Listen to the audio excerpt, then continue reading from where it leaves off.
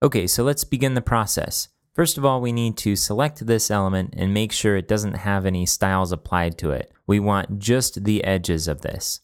So I'm going to remove the effects here, and I'll copy the content of this by doing Control A, Control C, and I'll create a new document and paste it in. And now in order to convert this over to a vector graphic using the trace tool in Illustrator, we'll need to make sure this is a solid image with very contrasting colors. So I'm just going to add a new layer and fill it with black. And let's save this as a ping file. And I'll call this arrow.